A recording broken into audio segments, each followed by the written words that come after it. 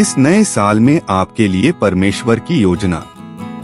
एक, उसके साथ अंतरंगता का आह्वान।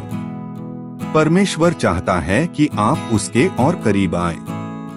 प्रार्थना, उसके वचन को पढ़ने और आराधना के माध्यम से वह अपना हृदय आपके सामने प्रकट करना चाहता है। यिर्मयाह 29:13 कहता है, तुम मुझे ढूंढोगे और पाओगे जब तुम अपने पूरे दिल से मुझे ढूंढोगे। यह वर्ष उसके साथ अपने रिश्ते को गहरा करने और उसकी आवाज को और अधिक स्पष्ट रूप से सुनने का आपका समय हो सकता है।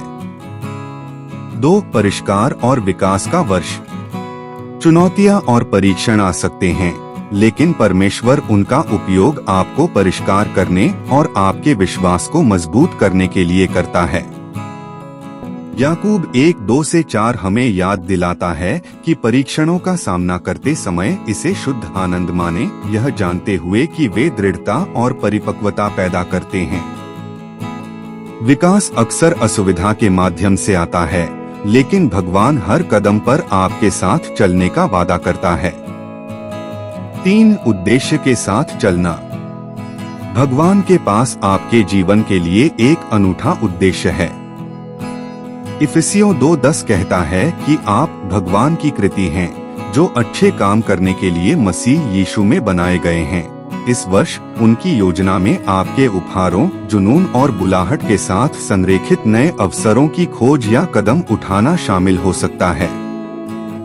उनके नेतृत्व के लिए खुले रहें और उनके समय पर भरोसा करें। 4, दूसरों को आशीर्वाद देना। भगवान की योजना का एक हिस्सा दूसरों को आशीर्वाद देने के लिए आपका उपयोग करना शामिल है।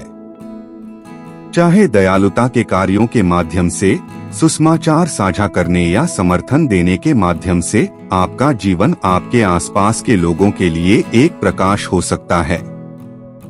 मैथ्यू 5:16 हमें प्रोत्साहित करता है कि दूसरों के सामने अपना प्रकाश चमकाओ। इस वर्ष उसके हाथ और पैर बनने के तरीके खोजें। 5, पुनर्स्थापना का मौसम। भगवान टूटे हुए को बहाल करने के व्यवसाय में हैं। यदि आपने नुकसान, चोट या असफलताओं का अनुभव किया है, तो भरोसा रखें कि वह उपचार और नवीनीकरण ला सकता है।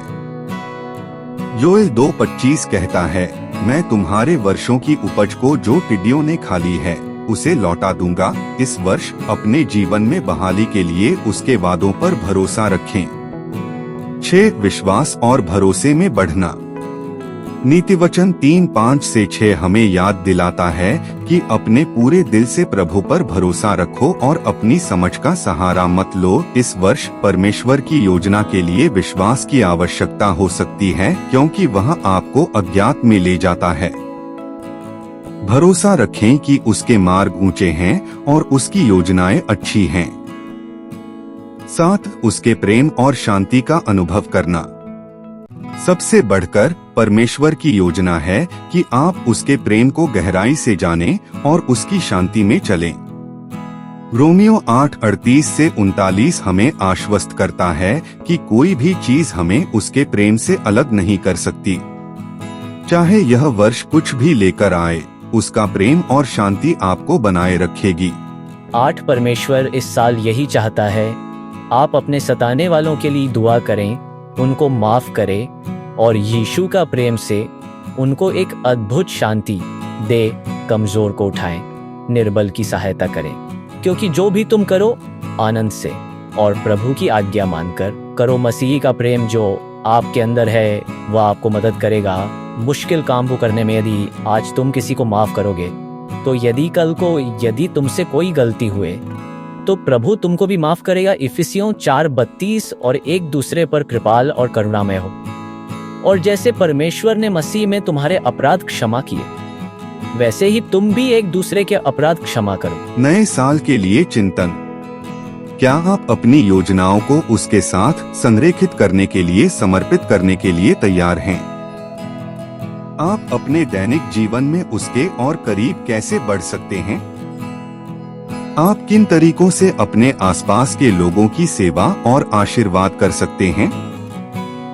परमेश्वर की योजना अंततः आपकी भलाई और उसकी महिमा के लिए है। इस वर्ष में विश्वास, साहस और इस आश्वासन के साथ कदम बढ़ाएं कि वह हर कदम पर आपका मार्गदर्शन कर रहा है।